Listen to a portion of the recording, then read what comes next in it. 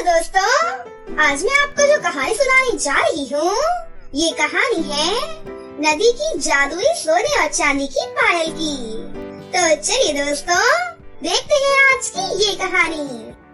रतनपुर नाम के गांव में सिमरन नाम की एक लड़की अपनी माँ सुनीता के साथ रहती थी। सिमरन के पिता दिलजीत शहर में एक प्राइवेट कंपनी में काम किया करते थे। उनका छोटा सा परिवार हंसी खुशी अपना जीवन बिता रहा था, लेकिन अचानक उनकी खुशियों को किसी की नजर लग गई और शहर में काम करते करते सिमरन के पिता दिलजीत रुक्मणी नाम की एक महिला की ओर आकर्षित हो गए। वो दिखने में बहुत ही सुंदर थी और साथ ही चालाक भी। फिर अचानक एक दिन दिलजीत रुक्मणी के संग दूसरी शादी कर उसे अपने साथ घर ले आया। रुक्मणी के पहले पति से उसकी एक संतान थी जिसका नाम था कंचन। रुक्मणी ने दिलजीत को इस तरह अपनी मुट्ठी में कर रखा था कि वो सारी तनख्वाह उसी के हाथ में दिया करता था और अपनी पहली पत्नी और बेटी की ओर देखता तक नहीं था। रुक्मणी उन दोनों माँ बेटी को नौकरानी की तरह रखती थी। वहीं रुक्मणी की बेटी कंचन सिमरन जितनी तो सुंदर नहीं थी, लेकिन वो अपनी माँ की तरह ही घमंडी और लालची थी। एक दिन कंचन आईने के सामने बैठकर अपनी पायल पहनने के लिए देख रही थी कि तभी वहाँ पर सिमरन साफ सफाई करने कमरे में आ जाती है और कंचन को पायल पहनते देख खुश होते हुए बोलती है, अरे वाह कंचन, कितनी सुंदर पायल है ये। मुझे भी एक जोड़ी पायल दो ना, मैं भी पायल पहनना चाहती हूँ। चल हट, दूर हट भिखारन कहीं की। मुझे अपनी कोई भी चीज तुझे देना बिल्कुल भी पसंद नहीं है। बेशक मैं उसे कूड़ेदान में फेंकना पसंद करूँगी, लेकिन तुझे कभी भी नहीं दूंगी, समझी? जा यहाँ से, मेरा मूड मत खराब कर। तभी वहाँ पर रुक्मणी आई और बोली, अरे क्या हुआ मेरी प्रिंसेस बेटी को? तुम इतने गुस्से में क्यों हो मेरी बच्ची? देखो ना माँ, ये नौकरानी जब देखो मेरी चीजों पर बुरी नजर डालती रहती है। आज मुझसे ये मेरी पायल मांग रही है। क्यों रे भिखारन, तूने और तेरी माँ ने हमारी नाक में दम क्यों कर रखा है? पायल पहनने का ज्यादा ही शौक है तो जाकर अपनी माँ को पैसे कमाने के लिए बोल। यहाँ तेरे बाप ने पैसों की कोई फैक्ट्री नहीं खोल रखी है, समझी? आप कौन सा कमा कर लाती हो? आपको तो सारे पैसे मेरे पिताजी ही देते हैं। उन पैसों पर तो हमारा भी हक है। आपको तो शर्म आनी चाहिए। हमारे ही घर में रहकर हम पर ही अत्याचार कर रही हो। देखो तो माँ, कैसे कैंची की तरह आपसे जुबान लड़ा रही है, इस घर की नौकरानी होकर। मेरे ही घर में रहकर मुझे ही नौकरानी कहने की तेरी हिम्मत कैसे हुई? माँ, आप चुपचाप सुनती ही रहेंगी या कुछ बोलेंगी भी? ये लड़की हम दोनों की कितनी बेइज्जती कर रही है। इतने में रुक्मणी सिमरन को खींचकर एक थप्पड़ मारते हुए बोली, अपनी बकवास बंद कर और जाकर घर का काम कर, नहीं तो तुझे और तेरी माँ को धक्के मारकर घर से बाहर निकाल दूंगी। अब अपनी मनहूस शक्ल लेकर यहाँ से गुल हो जा। समझ गई ना नौकरानी की लड़की, चली थी हमारी बराबरी करने। अपनी औकात मत भूल, भिखारन कहीं की। कंचन की ये बात सुनते ही सिमरन को बहुत ही गुस्सा आया और उसने कंचन को धक्का देकर नीचे गिरा दिया। तेरी इतनी हिम्मत, तूने मेरी फूल जैसी बेटी को धक्का दिया? अब देख मैं तेरे साथ क्या करती हूँ। आज तो तू मेरे हाथों से नहीं बचेगी। इतना कहकर रुक्मणी ने पास रखा डंडा हाथों में उठा लिया। ये देख सिमरन घर से बाहर की ओर भागने लगी। अरे भागती कहाँ है? ठहर जा, मुझसे बचकर जाएगी कहाँ? वापस तो इसी घर में आएगी ना। देख, आज अगर मैंने तेरी हड्डी पसली ना तोड़ी तो मेरा नाम भी रुक्मणी नहीं। वहीं दूसरी ओर भागते भागते सिमरन एक घने जंगल में पहुंच गई। हे ऊपर वाले, अब मैं कहाँ जाऊंगी? अगर मैं घर वापस गई तो सौतेली माँ मेरी खूब पिटाई करेंगी, पर माँ के बगैर मैं अकेले कैसे रहूंगी? वो दोनों मिलकर मेरी माँ पर बहुत अत्याचार करेंगी। ये कहते हुए सिमरन रोने लगी। तभी उसके रोने की आवाज जंगल से गुजर रही माया नाम की एक चुड़ैल ने सुन ली। अरे लगता है ये बच्ची किसी मुसीबत में है, मुझे इसकी मदद करनी चाहिए। इतना कहकर माया चुड़ैल अपने जादुई झाड़ू से उड़ते हुए सिमरन के पास जा पहुंची। सिमरन अचानक उस डरावनी चुड़ैल को अपने सामने देखकर घबरा गई।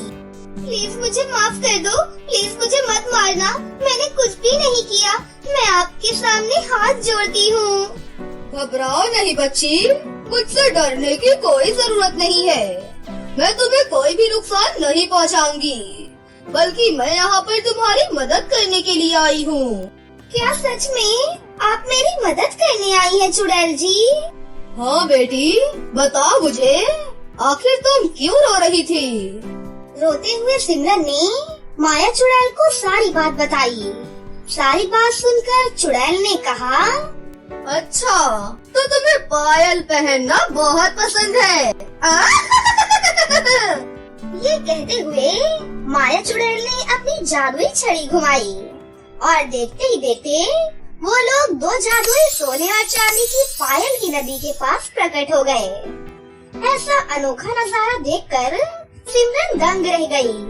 तब वो चुड़ैल बोली, तुम इतना हैरान मत हो सिमरन, ये दो जादुई सोने और चांदी की पायल की नदी है। एक नदी में सोने की पायल और दूसरी नदी में चांदी की पायल है।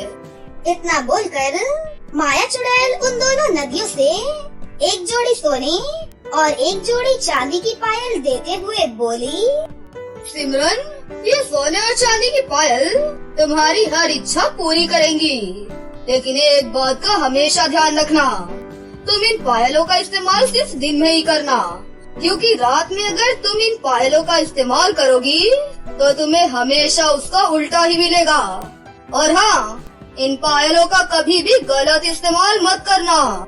इतना कहकर माया चुड़ैल सिमरन को उस जंगल में छोड़कर वहाँ से गायब हो गई। सिमरन जादुई सोने और चांदी की पायल पाकर खुश होते हुए बोली, अरे वाह, इन जादुई पायल को देकर चुड़ैल जी ने मेरी सारी समस्या ही हल कर दी।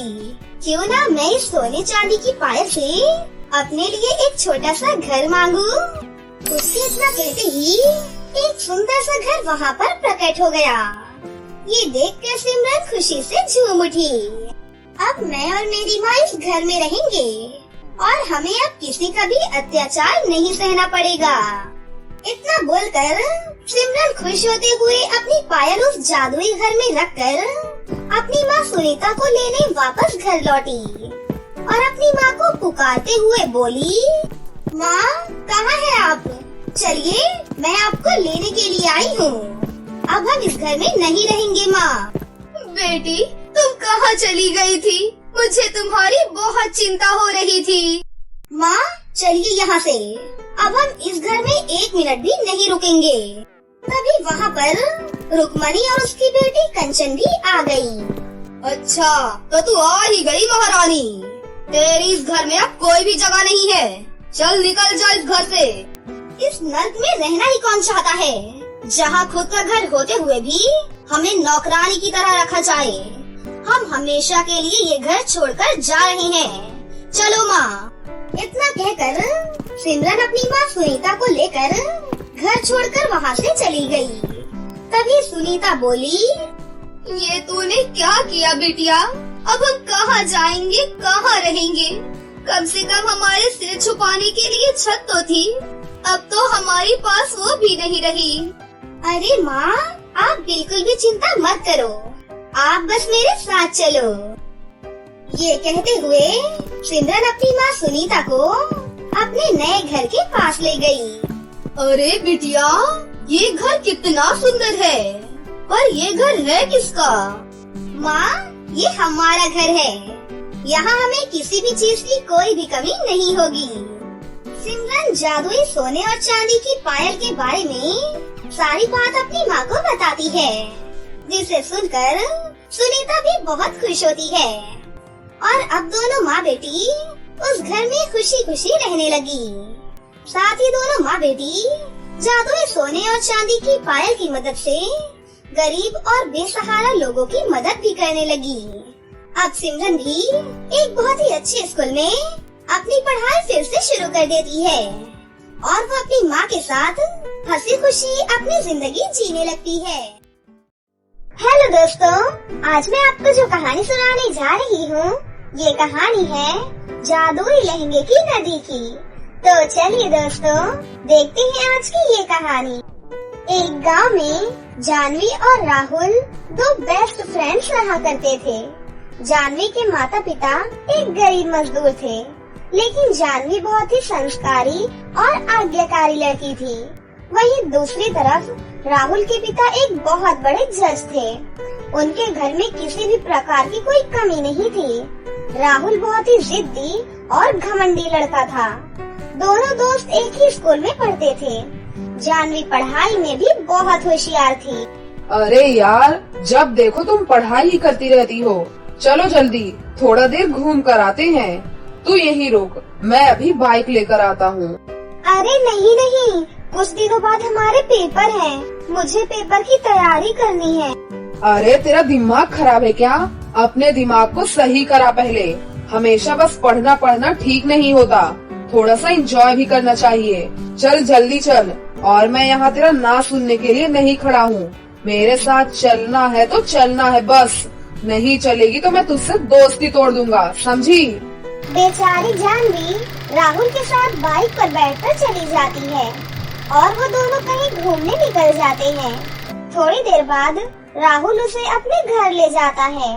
अरे मम्मा, ये देखो मेरी दोस्त जानवी आई है। नमस्ते आंटी जी। नमस्ते बेटा, तुम युवराज की बेटी हो ना? जी आंटी जी। अरे तुम तो बहुत ही अच्छी लड़की हो। मुझे खुशी हुई तुमसे मिलकर और ये जानकर कि तुम मेरे बेटे की दोस्त हो। अच्छा बेटा, तुम एक काम करो, मेरे बेटे को भी अपने जैसा बना दो। इसको कुछ अच्छी अच्छी बातें सिखाया करो बेटा। कुछ समय बाद उनके कॉलेज के पेपर शुरू हो जाते हैं। जानवी अच्छे नंबर से पास हो जाती है, लेकिन वहीं राहुल फेल हो जाता है। राहुल, तुम्हारा रिजल्ट क्या रहा? मम्मा, मैं फिर से फेल हो गया। मुझे तुमसे तो यही उम्मीद थी। सारे दिन बस आवारा की तरह घूमते ही रहते हो, पढ़ना लिखना तो है ही नहीं। अरे अपनी पड़ोस की दोस्त जानवी को ही देख लो, जो घर का सारा काम करती है, ऊपर से पढ़ाई में भी हमेशा फर्स्ट आती है। अरे थोड़ी तो शर्म कर। मॉम प्लीज, मुझे फालतू की बातें सुनना बिल्कुल नहीं पसंद। वैसे भी मेरा पढ़ाई लिखाई में कोई इंटरेस्ट नहीं है, इसीलिए मुझे आगे की पढ़ाई बिल्कुल नहीं करनी। गुस्से में राहुल वहाँ से चला जाता है। हे भगवान, ये लड़का तो बिगड़ता ही जा रहा है। इसका तो कुछ न कुछ करना पड़ेगा। फिर कुछ दिनों बाद, बेटा राहुल, मेरे सर में बहुत तेज दर्द है, थोड़ा सर दबा दे बेटा। ओहो, आपका दिमाग खराब है क्या मॉम? मेरे पास इतना टाइम नहीं है कि मैं आपका सर दबाऊं और आपके लिए चाय बनाऊं। आप एक काम करो, सर दर्द की दवाई खा लो और सो जाओ। राहुल की ये बात सुनकर उसकी माँ को गुस्सा आ जाता है और वो उसे एक जोरदार थप्पड़ मारती है। तुझसे तो एक काम ही नहीं होता, तेरे बाप ने तुझे ज्यादा ही सर चढ़ा लिया है। अपनी दोस्त जानवी से सीख, कितनी संस्कारी और नेक लड़की है वो। तभी वहाँ पर उसके पिता आ जाते हैं। अरे क्या हो रहा है ये सब? इतना गुस्सा क्यों कर रही हो? ये सब आपकी ही करनी का फल है, जो अब हमारे सामने आ रहा है। आपने अपने बेटे को पैसे दे देकर सर पर चढ़ा रखा है और अब इसे उतारना बहुत मुश्किल हो गया है। मैंने इसे सर दबाने के लिए कहा और इससे वो भी नहीं होता। अरे ये क्या करेगा जिंदगी में? अपनी दोस्त जानवी को ही देख ले, उसका बाप गरीब मजदूर है, उसके बाद भी लड़की कितनी संस्कारी है। इतना कहकर उसकी माँ गुस्से में वहाँ से चली जाती है। देख लिया ना पिताजी, माँ हमेशा मेरे साथ ऐसा ही करती है। नहीं बेटा, तुम अपनी माँ की बातों का बुरा मत माना करो। वैसे भी तुम्हारी माँ ने कुछ गलत नहीं कहा, वो सही बोल रही हैं। थोड़ी बहुत शिक्षा अपनी दोस्त से ले लो। जानवी बहुत अच्छी लड़की है बेटा, पढ़ाई के साथ साथ वो घर के काम में भी बहुत कुशल है। तुम्हें उससे कुछ सीखना चाहिए, पता नहीं कब क्या जरूरत पड़ जाए। ओहो बस करो पिताजी, अब आप भी माँ की तरह ही बोलने लगे ना। गुस्से में राहुल वहाँ से चला जाता है। इस जानवी ने तो मुझे परेशान कर दिया है। जब देखो हर कोई जानवी जानवी करते रहता है। मुझे इस लड़की को अपने सामने से हटाना होगा और इस लड़की को इसकी औकात दिखानी होगी।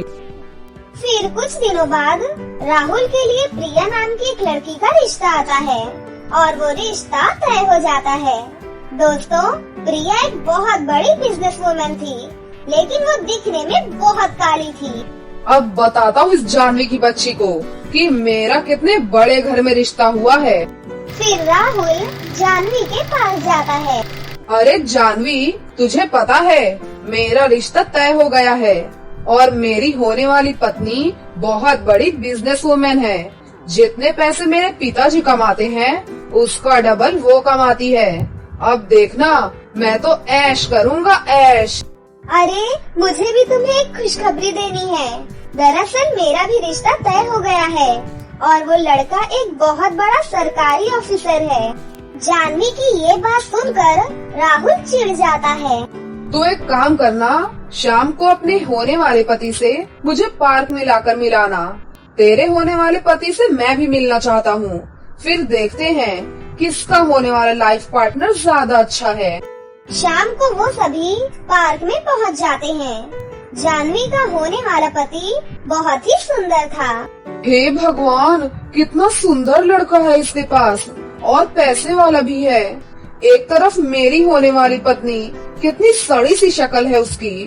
तुझे पता है जानवी, मेरी होने वाली पत्नी बहुत पैसे वाली है, तो मेरी बराबरी तो कभी भी नहीं कर सकती। अरे राहुल, ये तुम कैसी बातें कर रहे हो? भला मैं तुम्हारी बराबरी क्यों करूँगी? मुझे तो तुम्हारी खुशी में ही खुशी मिलती है। आखिर तुम मेरे दोस्त हो ना। चल ठीक है, मैं चलता हूँ, मुझे थोड़ा जरूरी काम है। गुस्से से राहुल वहाँ से चला जाता है। ये लड़की हर दिन तरक्की ही करती जा रही है, मुझसे इसकी खुशी देखी ही नहीं जाती। कुछ दिनों बाद राहुल की शादी बहुत धूमधाम से हो जाती है। सुनो जानवी, मैंने तो आज शादी कर ली, लेकिन तुम मुझे अपनी शादी में जरूर बुलाना। हाँ हाँ राहुल, मेरी शादी 2 दिन बाद ही है। तुम भी मेरी शादी में जरूर आना। सुनिए, हमारी बिटिया की 2 दिन बाद शादी है। मैंने एक एक पैसा जोड़कर उसकी सारी तैयारियां की है, लेकिन अब मेरे पास रखे सारे पैसे खत्म हो गए हैं। अपनी बेटी के लिए एक सुंदर सा लहंगा नहीं दिला पाया बस। अब मैं पैसे कहाँ से लाऊंगा?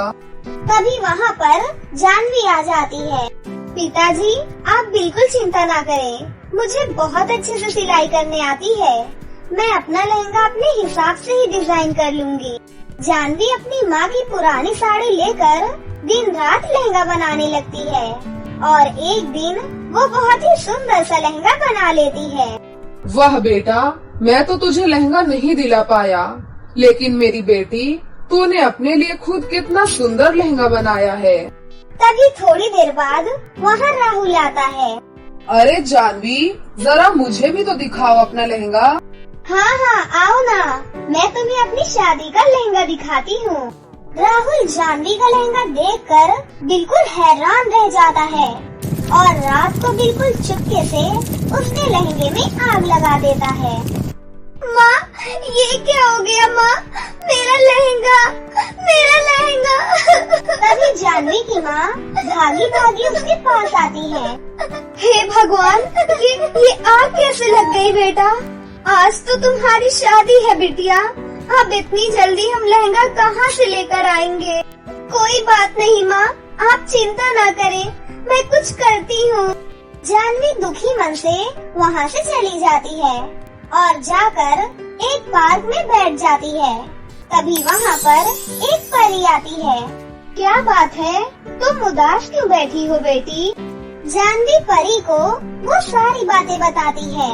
बस इतनी सी बात, आओ मेरे साथ चलो। परी जानवी को जादुई लहंगे की नदी के पास लेकर जाती है और उसमें से एक लहंगा निकाल कर जानवी को दे देती है। बिटिया, ये इस नदी का जादुई लहंगा है, तुम इससे जो भी मांगोगी वो तुम्हें मिल जाएगा। जानवी जल्दी से वो लहंगा पहन लेती है। लहंगा पहनते ही जानवी बहुत खूबसूरत हो जाती है और उड़कर सीधा अपने मंडप में पहुंच जाती है। राहुल जाह्नवी को देखकर बहुत बुरी तरह चिढ़ जाता है और गुस्से में उसके पास जाता है। अरे तेरे लहंगे में तो मैंने आग लगाई थी, फिर तो ये नया लहंगा कहाँ से लेकर आई? चालबाज, गद्दार, धोखेबाज दोस्त, तो ये सब तूने किया था। निकल जा यहाँ से, चले जाओ यहाँ से मेरी नजरों के सामने से। उसके बाद जाह्नवी की शादी बहुत धूमधाम से हो जाती है और वो खुशी खुशी अपने ससुराल चली जाती है।